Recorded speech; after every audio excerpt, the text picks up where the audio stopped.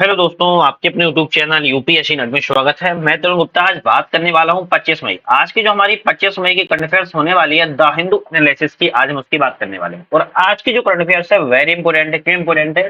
क्योंकि हमास के नेताओं और इजराइल के प्रधानमंत्री के खिलाफ गिरफ्तारी का वारंट जारी कर दिया गया। अब ये जो वारंट है किसने जारी किया है, क्यों जारी किया है और कैसे जारी होता है, जिसने जारी किया है उस संस्था का क्या महत्व है और किसके खिलाफ ये जारी कर सकती है, इसके बारे में हम पूरी बात करेंगे कम से कम 5 से 7 मिनट तक। है हमारी फिर दूसरी होगी गंगा नदी डाल्फिन पर एक आर्टिकल्स आया है द हिंदू का, इस पे बात करेंगे। सागा दावा त्योहार कहाँ का त्योहार है और जो प्रमुख है इसके बारे में समझेंगे। और अंतरराष्ट्रीय सौर गठबंधन का एक नया सदस्य देश बन चुका है। कौन सा देश है? तो स्पेन देश बन चुका है, ये आपको खबर है। अब इसके बारे में हम पूरी डिटेल से हर एक चीज को देखेंगे। सबसे पहले हम चलते हैं जिस खबर पर, तो हमास के नेता और इजराइल के प्रधानमंत्री के खिलाफ गिरफ्तारी का वारंट जारी कर दिया गया। तो जल्दी से चलने से पहले आप लोग चैनल पे नए हो सब्सक्राइब कर लीजिए, वीडियो पसंद आए लाइक कीजिए, शेयर कीजिए अपने फ्रेंड सर्कल, मुझे मोटिवेशन मिलेगा। साथ में हमारा एंड्रॉइड ऐप है जिसकी डिस्क्रिप्शन में लिंक है, आप उससे भी या फिर प्ले स्टोर से क्या रखिएगा डाउनलोड कर सकते हो। सर्च करके नाम है नट लर्निंग ऐप, नाम नीचे लिखा है नट लर्निंग ऐप, आप प्ले स्टोर पर सर्च करके या फिर लिंक से भी डायरेक्टली आप लोग डाउनलोड कर सकते हो। है? हम बात करते हैं हमास के नेताओं और इजराइल के प्रधानमंत्री के खिलाफ वारंट का जारी कर दिया गया। सबसे पहले चर्चा में क्यों और किसने जारी किया है, तो अंतरराष्ट्रीय आपराधिक न्यायालय याद रखेगा, जिसको हम शॉर्टकट में आईसीसी कहते हैं। अंतरराष्ट्रीय आपराधिक न्यायालय ने अभियोजक ने इजराइल फिलिस्तीन युद्ध के संबंध में हमास के नेताओं और इजराइल के प्रधानमंत्री बेंजामिन नेतन्याहू के विरुद्ध गिरफ्तारी का वारंट का अनुरोध किया हुआ है। तो इजराइल और फिलिस्तीन का युद्ध हुआ था, आपको पता होगा, जिसमें कि हमास के नेता और इजराइल के प्रधानमंत्री के खिलाफ वारंट जारी किया गया। आरोप क्या है? अब ये जारी किया गया तो आरोप क्या है, तो मानवता के विरुद्ध अपराध। यार क्या है? मानवता के विरुद्ध अपराध। इन अपराधों में हत्या, विनाश, यातना, बलात्कार और यौन अपराध शामिल है। मानवता के जो विरुद्ध अपराध होते हैं, इन अपराधों में हत्या, विनाश, यातना, बलात्कार और यौन अपराध शामिल है, जिसके कारण ये आरोप लगे हुए हैं। उपरोक्त कृत किसी राज्य या देश या संगठनात्मक नीति के तहत किए गए आम लोगों पर व्यापक या व्यवस्थित हमले का हिस्सा होना चाहिए। अगर युद्ध अपराध की बात की जाए तो इसके अंतर्गत सशस्त्र संघर्ष के दौरान जिनेवा कन्वेंशन हुआ था, उसका गंभीर उल्लंघन शामिल होता है। ये जो मानवता के विरुद्ध अपराध होता है, अगर इसकी बात की जाए तो जिनेवा कन्वेंशन हुआ था, आपको जिनेवा कन्वेंशन पता होगा, जिसके विरुद्ध में ये सब अपराध है और इसका गंभीर उल्लंघन होता है, तब ये वारंट जारी किया जाता है। इन अपराधों में नागरिकों या फिर युद्ध बंदियों की जानबूझकर हत्या कर दी जाती है, या फिर यातना जानबूझकर दी जाती है, या फिर संपत्ति पर गैरकानूनी विनाश किया जाता है, या फिर इन पर विनियोग भी शामिल है। याद रखेगा, ये सारी चीजें अगर नागरिक हो, आम नागरिक हो या युद्ध बंदी हो, जो युद्ध बंदी है, युद्ध में बंदी बना लिए थे, उन पर जानबूझकर हत्या, यातना और संपत्ति की विनाश किया जाता है, तो ये अपराध बहुत ही ज्यादा उल्लंघन होता है इन अपराधों का। इसके अलावा भुखमरी को हथियार के रूप में उपयोग करना, राहत आपूर्ति में जो बाधा डालना भी युद्ध अपराध के अंतर्गत आता है। आपने देखा होगा जैसे कि भारत ने, यार किसने? भारत ने अफगानिस्तान को कुछ मानवीय सहायता उपलब्ध कराई। अब मान लो बीच में से कोई भी देश है, इस इस राहत आपूर्ति को या मानवता की जो आपूर्ति है इसको नहीं पहुंचने दे रहा है, तो एक तरीके से हुआ है भुखमरी हथियार के रूप में इस्तेमाल कर रहा है। तो मैंने आप लोग समझाने के लिए बताया हुआ है, तो इस तरीके से भी इसका उपयोग किया जा सकता है। इजराइल पर आईसीसी का अधिकार क्षेत्र की स्थिति क्या है? आईसीसी आपने आपको बताया है, अंतरराष्ट्रीय आपराधिक न्यायालय का अधिकार क्षेत्र की स्थिति क्या है इजराइल पर, इसकी बात समझते हैं। लेकिन जल्दी से आप लोगों को पता होना चाहिए, लाइक शेयर सब्सक्राइब तो करना ही करना है। हमारा ऐप है जिसकी डिस्क्रिप्शन लिंक है नट लर्निंग ऐप, इस पर डाउनलोड करके आप लोग बहुत सारे एग्जाम की टेस्ट सीरीज लगा सकते हो फ्री में। सबसे बड़ी बात, ये एक ही बार में हिंदी और इंग्लिश दोनों माध्यमों में उपलब्ध है, तो आपके लिए इंपॉर्टेंट है कि आप दोनों चीजों का एक ही बार में फायदा ले सकते हो। तो जल्दी से आप टेस्ट सीरीज को लगा लीजिए, ज्वाइन कीजिए, मल्टीपल टेस्ट सीरीज डली हुई है, तो आपके काम के लिए जरूर होगी। इजराइल पर आईसीसी का अधिकार क्षेत्र की स्थिति क्या है, तो इजराइल रोम सामंती पक्षकार नहीं है। अब क्वेश्चन में आए, अगर आप लोग ऑप्शन में आता है, आप लोग के क्वेश्चन के ऑप्शन में कि इजराइल रोम सामंती का पक्षकार है, तो नहीं है। गौरतलब है कि अंतर्राष्ट्रीय आपराधिक न्यायालय का गठन रोम संधि के द्वारा ही किया गया था। फिलिस्तीन वर्ष 2015 में 123वें सदस्य के रूप में रोम संधि में शामिल हुआ था। हालांकि संयुक्त राष्ट्र महासभा के द्वारा इससे पहले ही फिलिस्तीन को गैर सदस्य पर्यवेक्षक राज्य का दर्जा भी दिया जा चुका था। 2015 में फिलिस्तीन 123वें सदस्य के रूप में शामिल तो हुआ, लेकिन संयुक्त राष्ट्र महासभा ने इस 2015 से पहले ही फिलिस्तीन को गैर सदस्य पर्यवेक्षक राज्य का दर्जा प्रदान कर दिया था। क्योंकि किसी देश की सीमा के अंदर आईसीसी के सदस्य देशों या फिर गैर सदस्य देशों जैसे कि इजराइल दोनों के नागरिकों के द्वारा किए गए अपराधों पर आईसीसी का अधिकार क्षेत्र शामिल होता है। बात की जा रही है किसी कोई भी देश है, कोई भी देश हो, जैसे फिलिस्तीन जैसे कि सदस्य देश है और गैर सदस्य देश जैसे कि इजराइल ये सदस्य देश नहीं है, लेकिन अगर दोनों में से कहीं भी नागरिकों के द्वारा किए गए अपराध पर होता है तो आईसीसी का अधिकार है वहां पर। इजराइल के द्वारा फिलिस्तीन के विरुद्ध किया गया कोई भी अधिकारीकृत आईसीसी अधिकार क्षेत्र में आएगा। याद रखिएगा, इजराइल अगर कोई भी कार्रवाई करता है मानवता के विरुद्ध, जो मैंने आप लोग बताए अपराध में श्रेणी में आता है, उसके विरुद्ध कोई भी कृत्य करता है तो वह आईसीसी के अधिकार क्षेत्र में आ जाता है, क्योंकि इजराइल एक गैर सदस्य देश है और फिलिस्तीन एक सदस्य देश है।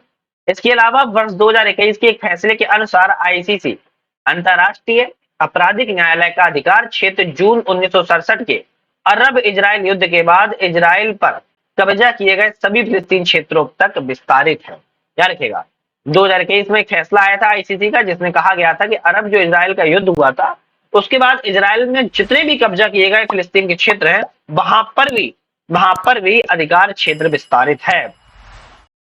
अंतर्राष्ट्रीय आपराधिक न्यायालय क्या है इसके बारे में हम थोड़ा सा जान लेते हैं, क्योंकि पूरी बात आप लोगों को मैंने बता दी, हर एक चीज आप जानना जरूरी है। अंतर्राष्ट्रीय आपराधिक न्यायालय क्या है और ये कार्य कैसे करता है। सबसे पहले क्या है तो अंतर्राष्ट्रीय आपराधिक न्यायालय दुनिया का पहला स्थायी आपराधिक न्यायालय है जो अंतर्राष्ट्रीय कानून के तहत अपराधों के व्यक्तियों पर मुकदमा चलाने के लिए स्थापित किया गया। इंटरनेशनल लेवल पर, याद रखिएगा, देश के लेवल पर नहीं है बल्कि इंटरनेशनल लेवल पर यह मुकदमा चला जा सकता है। इसकी स्थापना 1998 में की गई थी रोम संधि को अपनाने के साथ ही। हालांकि वर्ष 2003 में इस न्यायालय ने काम करना शुरू किया था। 1998 में इसकी स्थापना जरूर की गई थी, लेकिन इसने जो कार्य है वो 2003 से स्टार्ट किया था। इसका उद्देश्य क्या है? अपराधों के लिए जिम्मेदार लोगों को जवाबदेह ठहराना, इन अपराधों को दोबारा होने से रोकने में मदद करना, चाहे उस व्यक्ति का पद और स्थिति कुछ भी क्यों ना हो। क्या रखेगा, क्योंकि ये अंतर्राष्ट्रीय आपराधिक न्यायालय है तो अपने आप में बहुत बड़ी स्थायी संस्था भी। अंतिम उपाय अदालत के रूप में क्या कार्य करती है तो अंतर्राष्ट्रीय समुदाय के लिए चिंता के सबसे गंभीर अपराधों के आरोप वाले व्यक्तियों पर जब स्थानीय क्षेत्राधिकार अनिच्छुक होते हैं या मुकदमा चलाने में विफल होते हैं तब उनके खिलाफ आईसीसी जांच करता है और मुकदमा चलाता है। इसमें यह कहा जा रहा है उद्देश्य में सबसे पहले तो जो जिम्मेदार अपराध किए गए हैं, अपराधों के लिए जिम्मेदार व्यक्ति हैं या संस्था है, उनको जवाबदेह ठहराना, दोबारा होने से रोकना, व्यक्ति की पद हैसियत प्रतिष्ठा कुछ भी क्यों ना हो फिर भी उस पर मुकदमा चलाया जा सकता है। अंतिम उपाय के रूप में अपनाता है मुकदमा और जांच। हालांकि इसने पहले ही अपने बातों में स्पष्ट किया है कि स्थानीय अगर क्षेत्राधिकार इसके खिलाफ अगर कोई कार्रवाई करता है तो फिर कोई बात नहीं, तो इसमें इसको हस्तक्षेप करने की आवश्यकता नहीं पड़ेगी। लेकिन अगर स्थानीय क्षेत्राधिकार अनिच्छुक है और वह कार्रवाई नहीं करता है तब यह मुकदमा और जांच के लिए आगे बढ़ता है।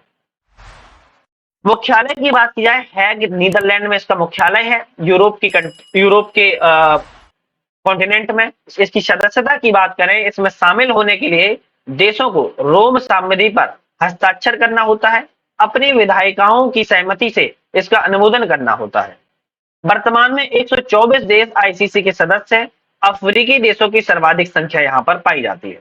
नवीनतम सदस्य की बात की जाए तो आर्मेनिया है जो कि 124वां सदस्य है और फरवरी 2024 में यह शामिल हुआ है। तो इंपोर्टेंट है, अभी खबर में है तो ये इंपोर्टेंट है, नवीनतम सदस्य भी पूछा जा सकता है।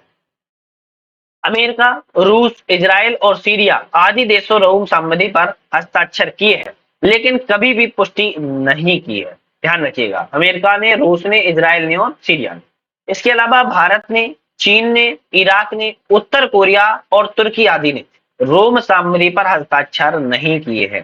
तो अगर क्वेश्चन में आए कि भारत ने हस्ताक्षर किए हैं, नहीं किए, चाइना ने किए हैं, नहीं किए हैं, इराक ने किए हैं, नहीं किए हैं, और नॉर्थ कोरिया ने किए हैं, नहीं किए हैं। याद रखना है भारत ने इस पर हस्ताक्षर नहीं किए हैं। ठीक है, ये क्वेश्चन बन सकता है। आईसीसी का क्षेत्राधिकार की बात कर लेते हैं, कहां तक ये फैला है।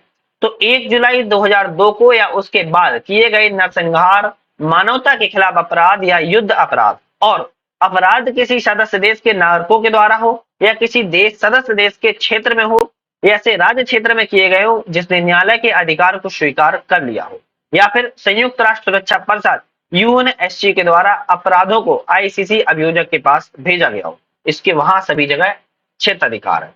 जब कोई स्थिति न्यायालय के अधिकार क्षेत्र में नहीं होती, तब संयुक्त राष्ट्र सुरक्षा परिषद उस स्थिति को अधिकार क्षेत्र प्रदान करते हुए आईसीसी को संदर्भित कर सकती है। याद रखिएगा, मान लो अगर क्षेत्राधिकार में नहीं भी है, तब संयुक्त राष्ट्र सुरक्षा परिषद यूएनएससी इस पर कार्रवाई करते हुए अधिकार क्षेत्र में ला सकती है। ऐसा सूडान और लीबिया के मामले में किया गया था।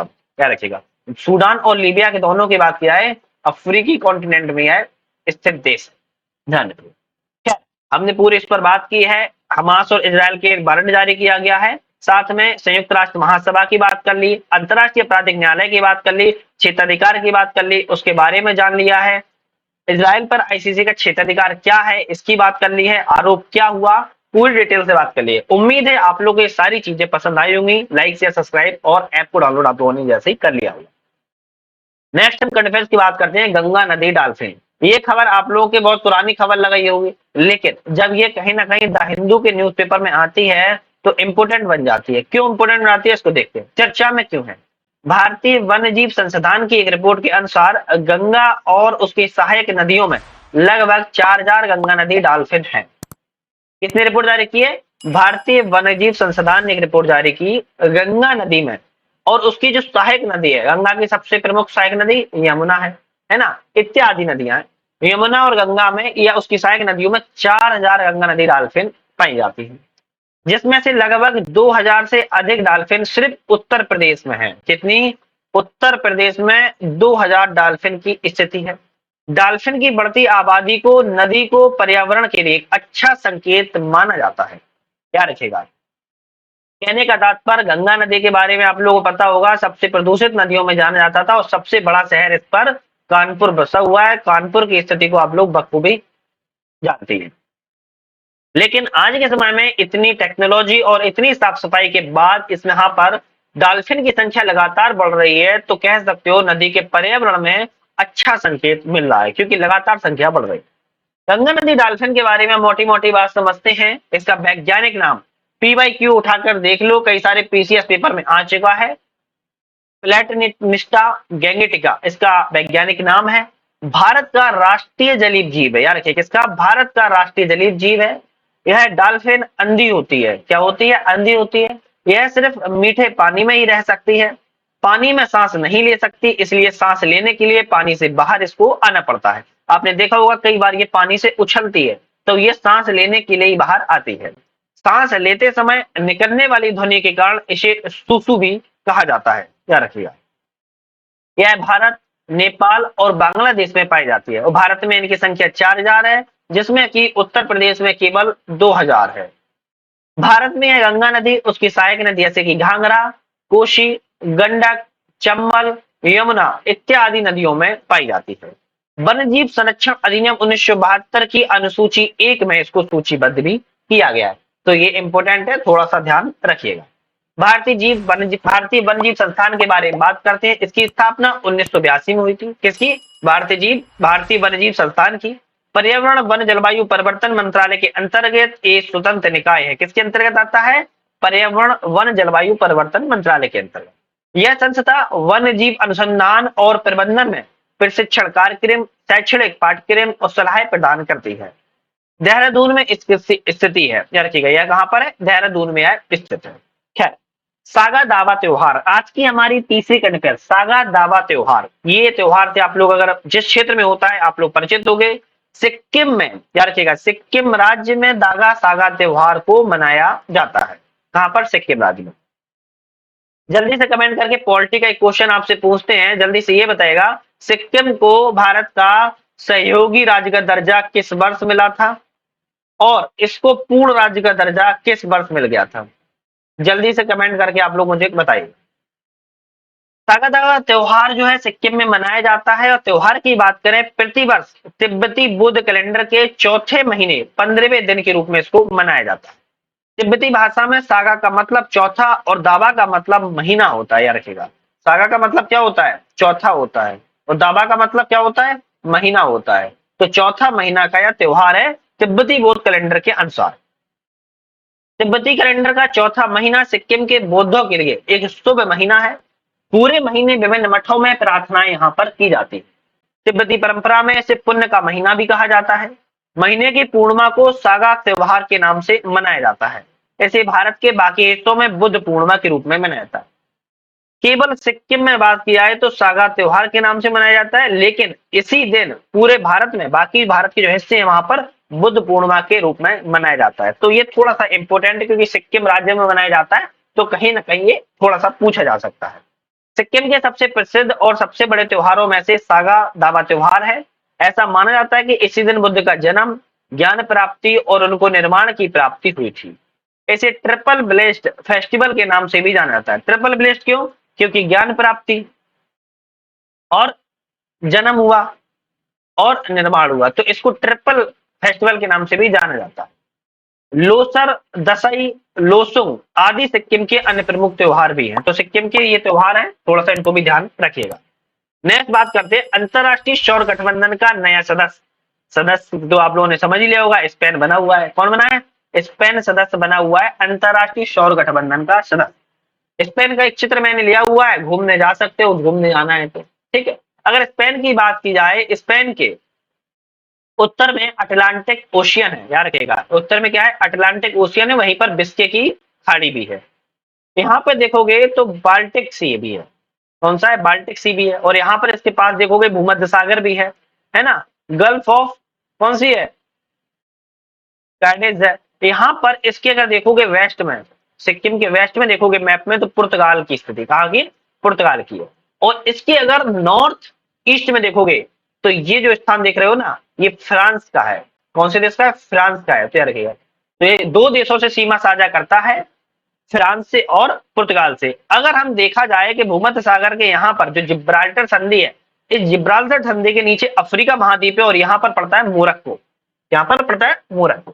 खैर, अब हम बात करते हैं अंतरराष्ट्रीय सौर गठबंधन के नया सदस्य स्पेन बना हुआ है, और यह अंतरराष्ट्रीय सौर गठबंधन का 99वां सदस्य है, प्रमुख है। कौन सा है? 99वां सदस्य, मतलब एक सदस्य और बन जाए पूरे 100 सदस्य हो जाएंगे। अंतरराष्ट्रीय सौर गठबंधन का हेडक्वार्टर कहाँ पे है? कमेंट करके जल्दी से बताओ, नहीं तो फिर हम आगे तो बता ही देंगे। ठीक है। अंतरराष्ट्रीय सौर गठबंधन की स्थापना वर्ष 2015 में की गई थी, पेरिस में आयोजित जलवायु परिवर्तन पर संयुक्त राष्ट्र फ्रेमवर्क कन्वेंशन के 21वें सम्मेलन के दौरान। इसका हेडक्वार्टर की बात की जाए तो भारत के गुरुग्राम हरियाणा राज्य में स्थित है। याद रखिएगा, भारत के गुरुग्राम हरियाणा राज्य में इसका हेडक्वार्टर स्थित है। इसका उद्देश्य क्या है? तो जीवाश्म ईंधन पर निर्भरता को कम करने के लिए सौर ऊर्जा का उपयोग को बढ़ाना। जो जीवाश्म ईंधन है उसकी निर्भरता को कम करना, और जो सौर ऊर्जा है, सन की ऊर्जा है, उसके उपयोग को बढ़ाना इसका प्रमुख उद्देश्य है।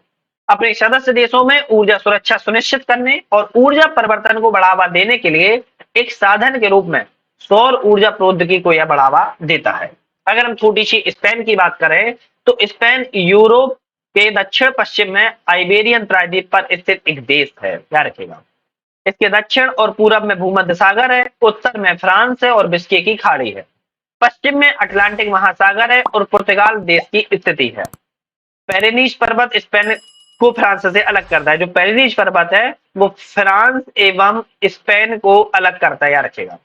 टैगस, इब्रो और ड्यूरो स्पेन की प्रमुख नदियां बहती हैं। टैगस है, इब्रो है और ड्यूरो है, जिसमें टैगस प्रमुख नदी है। अगर स्पेन की राजधानी की बात की जाए तो मैड्रिड है, और यहाँ की मुद्रा की बात की जाए तो यूरो यहाँ की मुद्रा है। तो स्पेन के बारे में बात की है, अंतरराष्ट्रीय सौर गठबंधन के मैंने हेडक्वार्टर के बारे में बात की है, कौन सा नया देश जुड़ा है उसके बारे में बात की है, कितने नंबर का हो गया तो 99 का स्पेन का, और इसका हेडक्वार्टर भारत के गुरुग्राम में हरियाणा राज्य में स्थित है। आज की यहाँ पर मैंने करंट अफेयर्स की बात की, आपके एग्जाम के लिए वेरी इंपॉर्टेंट थी। नेक्स्ट वीडियो पर मुलाकात करेंगे। वीडियो पे मिलकर बहुत बहुत धन्यवाद।